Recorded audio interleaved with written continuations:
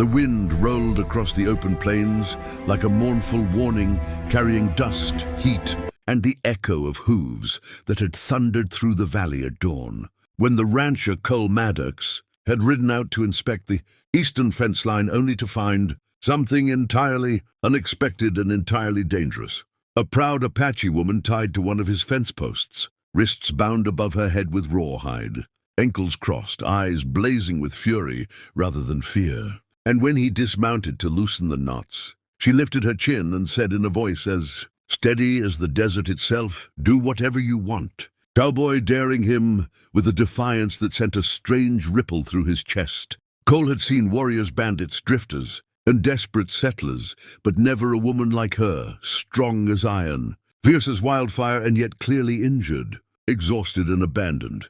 He moved slowly, speaking low and careful, explaining that he wasn't there to harm her, that he didn't tie her there, but she only glared deeper, insisting she didn't need his help, insisting she'd free herself soon enough and walk back to her people. But Cole saw the bruises, the dust caked on her mouth, the cuts on her ankles, and he knew she wouldn't make it far in this condition. He cut her loose anyway, and she collapsed into his arms with a gasp she tried to swallow. He carried her to his horse, ignoring her protests, and rode hard toward the ranch, knowing full well this could start a war. If her tribe thought he'd taken her against her will, back at the ranch house, his younger sister, Ruth, gasped at the sight of the wounded stranger, but quickly fetched water bandages and broth while Cole laid the woman on a cot in the tack room where she stubbornly tried to upright despite her pain. When she finally softened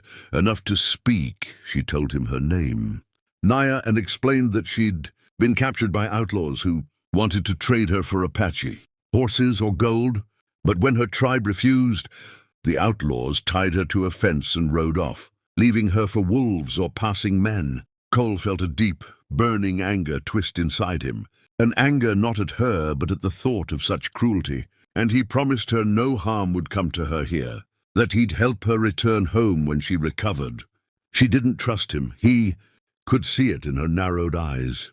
But she didn't fight him as he cleaned her wounds. Days passed. Naya grew stronger, and though she didn't smile, she stopped glaring. She watched Cole work the land, mend fences, break horses, and speak softly to the cattle like they understood him. She watched him rescue his sisters, Bonnet, from the well using nothing but a lasso and ridiculous bravery. She watched him refuse to brand a wild colt until it calmed and trusted him. And slowly, something unfamiliar flickered behind her guarded expression. One evening, as the sky burned red with sunset, she joined him at the fence, leaning on the rail where she'd once been tied. She said quietly, "Where I'm from, saving, someone creates a bond between spirits. A promise." Cole told her she didn't owe him anything. She told him he didn't understand. Before he could ask what she meant, a distant call echoed across the plains, sharp and urgent, an Apache scouting cry. Naya stiffened. "My people are coming," she whispered, her voice trembling between hope and dread. Cole stepped back, not wanting to seem threatening. Within minutes, half a dozen Apache riders appeared on the ridge, bows raised, spears glinting in the rising moon. They saw Naya beside him and shouted, ready to attack. Naya stepped forward, raising her hands to stop them. But before she could speak, something moved behind the riders, something Cole had never seen before. A second band of horsemen emerging fast, guns drawn, the same outlaws who had left Naya tied to die. The two groups charged toward each other and toward Cole's ranch. Naya turned to Cole, eyes wide, voice suddenly shaking in a way he'd never heard. "Whatever happens next," she told him, "you must trust me." And before he could answer, she grabbed his arm, pulled him behind the ranch house and whispered, "This is not just about me anymore.